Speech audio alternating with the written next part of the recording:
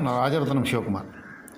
அதாவது முதலீட்டாளராக மாற வேண்டுமென்றால் முதலில் நீங்கள் 6 மாதத்திற்கோ 3 மாதத்திற்கோ அல்லது 1 வருடத்துக்கான உங்கள் முதலீட்டு தொகையை சேவிங்ஸ் அக்கவுண்ட், அதாவது சேமிப்பு கணக்கில் வைத்திருக்க வேண்டும்.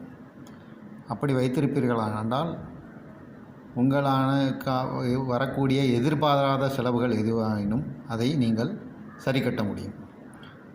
இல்லை என்றால் நீங்கள் முதலீடு செய்வதை தொடங்குவது கஷ்டமாகிவிடும். அல்லது நீங்கள் முதலீடு செய்த பணத்திலிருந்து எடுத்து செலவு செய்ய வேண்டியிருக்கும். எனவே நீங்கள் முதலீட்டாளராக வேண்டுமென்றால் முதலில் 3 மாத 6 மாத அல்லது 1 வருடத்துக்கான தொகையை சேமிக்க வேண்டும். இதை எவ்வாறு சேமிப்பது? முதலில் நீங்கள் சிறிய அளவில் உங்களுக்கு 5000 ரூபாய் அல்லது 3000 ரூபாய் அல்லது 10,000 ரூபாய் ஒரு மாதத்திற்கு எவ்வளவு சேமிக்க முடியுமோ அதை ஒரு ரெக்கரிங் டெபாசிட், ஆர்டி என்று சொல்வார்கள், அதில் நீங்கள் சேமிக்க தொடங்கினால் ஒரு வருடத்தில் 12 மாதங்களுக்கு 1,20,000, அதாவது ஒரு மாதத்துக்கான தொகையை நீங்கள் சேமிக்கலாம். ஒரு மாத செலவுக்கான தொகையை சேமிக்கலாம். அதவே இன்னும் 6 மாதங்கள் கழித்து இன்னொரு ஆர்டி தொடங்கினால் இன்னும் 12 மாதங்களில் அது 1,20,000 இருக்கும். எனவே 2,40,000 ரூபாய் ஒரு வருடம் 18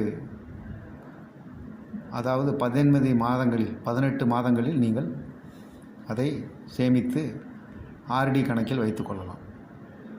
அதை நீங்கள் சேமித்து கணக்கில் வைத்திருப்பதால் அதை எளிதாக எடுக்க முடியும். உங்கள் எதிர்பாராத செலவுகளுக்கு செலவழிக்க முடியும். அதன் பிறகு நீங்கள் சிறுக சிறுக சேமித்து உங்கள் மாத செலவுக்கான தொகையை 3 மடங்காகவோ 6 மடங்காகவோ சேமித்து விட்டால் அதன் பிறகு நீங்கள் முதலீட்டை தொடங்கினால் நீங்கள் வெற்றிகரமான முதலீட்டராக மாறுவீர்கள். எனவே சேமிப்பு கணக்கை தொடங்குவதற்கு ரெக்கரிங் டெபாசிட், ஆர்டி மிக உபயோகமாக இருக்கும்.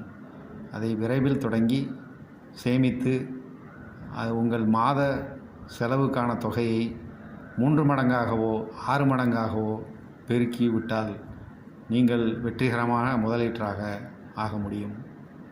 வெற்றிகரமான முதலீட்டராக மாற வாழ்த்துக்கள். நன்றி, வணக்கம்.